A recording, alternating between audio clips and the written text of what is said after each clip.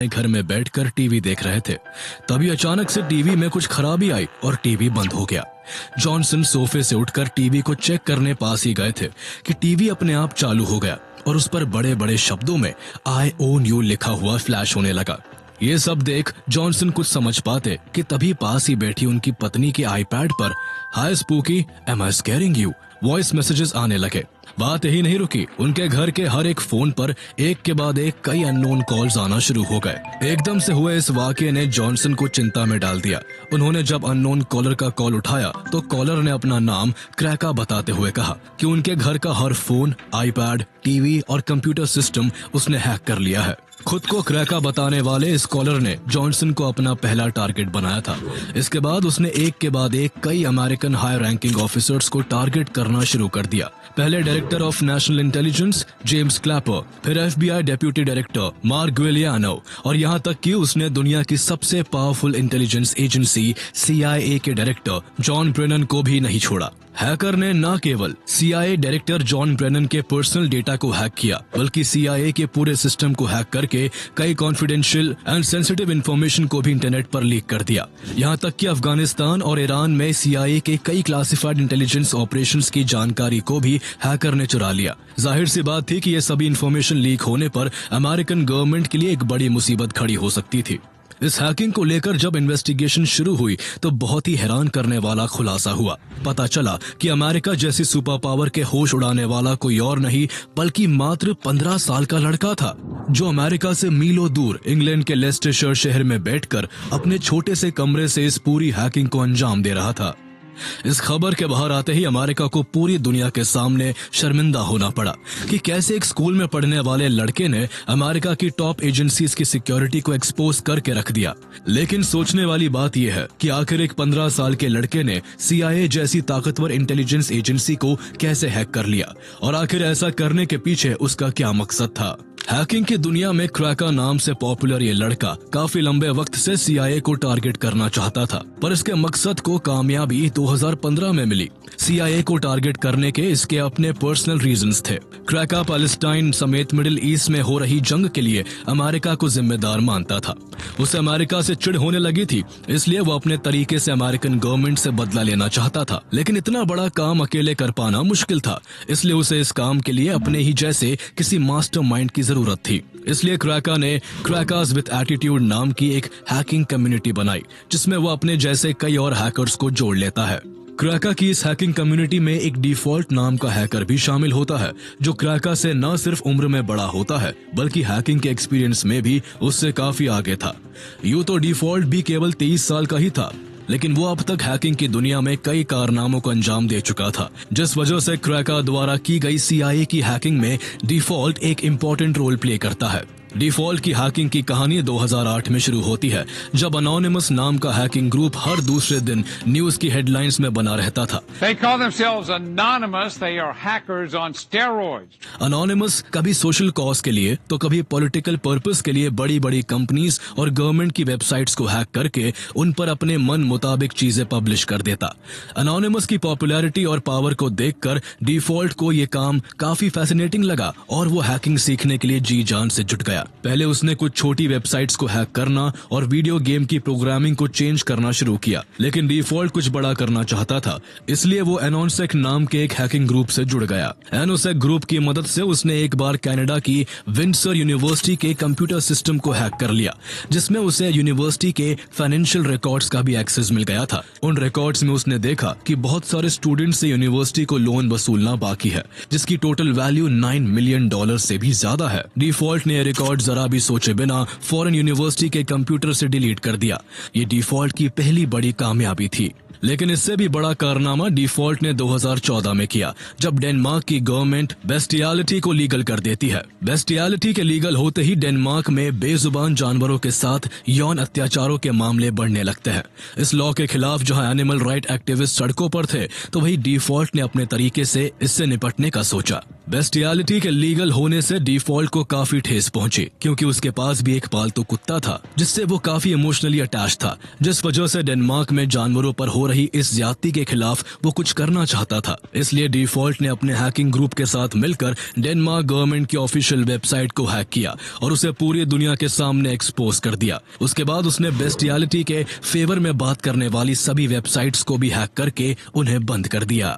इस इंसिडेंट के बाद डेनमार्क गवर्नमेंट की खुलकर आलोचना होने लगी। लोगों ने सड़कों पर उतरकर गवर्नमेंट का विरोध करना शुरू कर दिया। लगातार हो रहे विरोध के कारण आखिरकार 1 साल बाद ही डेनमार्क को बेस्टियलिटी लॉ को रद्द करना पड़ा।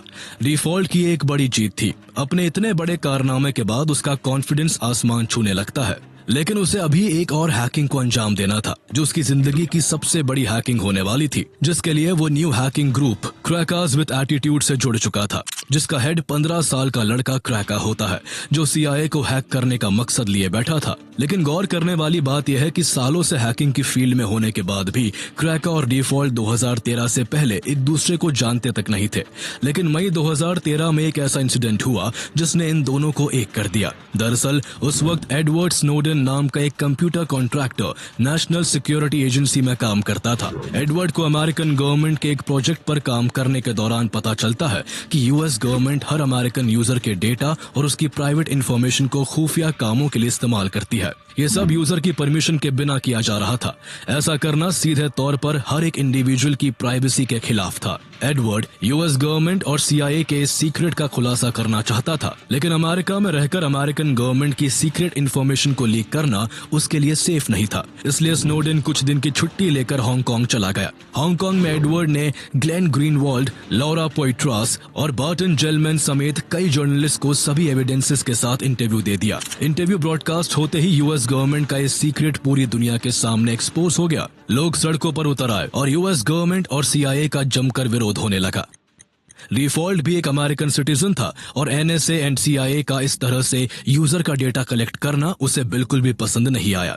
दोनों अब यूएस को टारगेट करने के लिए पूरी तरह से तैयार थे। जहां क्रैका गाजा वॉर के लिए अमेरिका को जिम्मेदार मानता था और अमेरिकन गवर्नमेंट को सबक सिखाना चाहता था, तो वही डिफॉल्ट भी अब अमेरिकन गवर्नमेंट और CIA को एहसास दिलाना चाहता था कि किसी की पर्सनल इंफॉर्मेशन जब किसी और के हाथ लगती है तो कैसा महसूस होता है। दोनों ही अब अमेरिकन गवर्नमेंट को अपना दुश्मन समझते थे और हैकिंग के जरिए अमेरिकन अथॉरिटीज से बदला लेना चाहते थे। क्रैका सबसे पहले हैक करने का रोड मैप तैयार करता है और फिर सारे प्लान को एग्जीक्यूट करने में लग जाता है। इस दौरान डिफॉल्ट लगातार अपने एक्सपीरियंसेस की मदद से क्रैका को प्रॉपर गाइडेंस प्रोवाइड कर रहा होता है, जिसके चलते क्रैका और उसका group crackers with attitude American intelligence community के हाई रैंकिंग ऑफिसर्स को टारगेट करना शुरू कर देता है। क्रैका सबसे पहले होमलैंड सिक्योरिटी के सेक्रेटरी जे जॉनसन के कॉमकास्ट अकाउंट को हैक करके उसके घर के टीवी और इंटरनेट को अपने कंट्रोल में ले लेता है और फिर जॉनसन और उसकी फैमिली को परेशान करना शुरू कर देता है।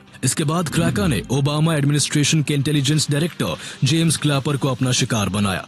उसने किसी तरह जेम्स क्लैपर के इंटरनेट और फोन सर्विस के अकाउंट का एक्सेस हासिल किया और फिर क्लैपर के फोन पर आने वाली सभी कॉल्स को फ्री पैलेस्टाइन हॉटलाइन पर रूट कर दिया। ये सारी इंफॉर्मेशन और इनके प्रूफ्स क्रैका लगातार ट्विटर पर पोस्ट कर रहा होता है, जिससे अमेरिकन इंटेलिजेंस के साथ हो रहे इस तमाशे को पूरी दुनिया बड़े चाव से देख रही थी। जेम्स क्लैपर के बाद क्रैका और डिफॉल्ट CIA के डायरेक्टर जॉन ब्रेनन को टारगेट करते हैं। क्रैका इंटरनेट पर जॉन ब्रेनन के बारे में रिसर्च करना शुरू कर देता है, जिसके चलते ब्रेनन का पब्लिक फोन नंबर उसके हाथ लग जाता है। क्रैका ने जब उस फोन नंबर की जांच की तो पता चला कि ये नंबर वेराइजन का था। क्रैका ने वेराइजन के इंटरनल टेक टीम को उसी कंपनी का टेक्नीशियन बनकर फोन किया और उन्हें बताया कि जॉन ब्रेनन नाम का एक कस्टमर अपने अकाउंट में कुछ प्रॉब्लम फेस कर रहा है, इसलिए उनके इशू को रिजॉल्व करने के लिए उसको कस्टमर की पर्सनल डिटेल्स चाहिए। वेराइजन की टीम ने उसकी आइडेंटिटी को वेरीफाई करने के लिए एम्प्लॉय कोड मांगा, जो क्रैका पहले ही हैक कर चुका था। वेरिफिकेशन के बाद जॉन ब्रेनन की पर्सनल डिटेल्स जैसे account number, private phone number, address और बैंक कार्ड के लास्ट 4 डिजिट्स, वेराइजन ने ये सब कुछ क्रैका के साथ शेयर कर दिया। इन सभी डिटेल्स के हाथ लगते ही क्रैका ने जॉन ब्रेनन की पर्सनल ईमेल आईडी को हैक करना शुरू कर दिया। उसने देखा कि ब्रेनन AOL के ईमेल का इस्तेमाल करता है। उसने फौरन AOL की सपोर्ट टीम को जॉन ब्रेनन बनकर कॉल किया और बताया कि वो अपने ईमेल का पासवर्ड भूल गया है और उसको रीसेट करना चाहता है। AOL की टीम ने वेरिफिकेशन के लिए उससे बैंक कार्ड के लास्ट 4 डिजिट्स पूछे, जो क्रैका वेराइजन कंपनी को बेवकूफ बनाकर पहले ही हासिल कर चुका था। लास्ट 4 डिजिट्स बताकर वो जॉन ब्रेनन के पर्सनल ईमेल का भी एक्सेस हासिल कर लेता है।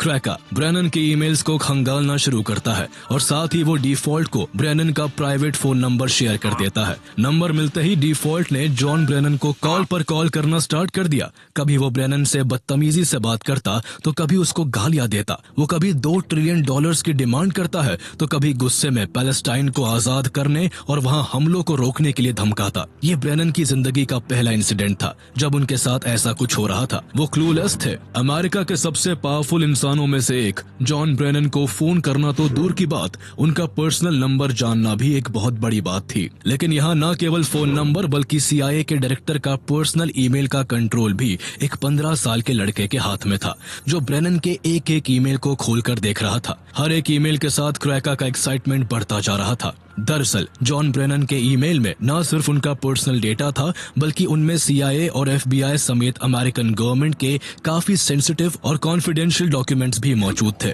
ईमेल के अंदर सभी सीनियर ऑफिसर्स का पर्सनल डेटा, उनके सोशल सिक्योरिटी नंबर्स और गवर्नमेंट से मिलने वाले सभी सीक्रेट इंस्ट्रक्शंस की फाइल्स भी अवेलेबल थी। क्रैका अब इन डॉक्यूमेंट्स के साथ वो करने वाला था जिससे US गवर्नमेंट की रातों की नींद उड़ने वाली थी। उसने बिना देर किए जॉन ब्रेनन के ईमेल का सारा सीक्रेट डेटा विकीलीक्स पर अपलोड कर दिया।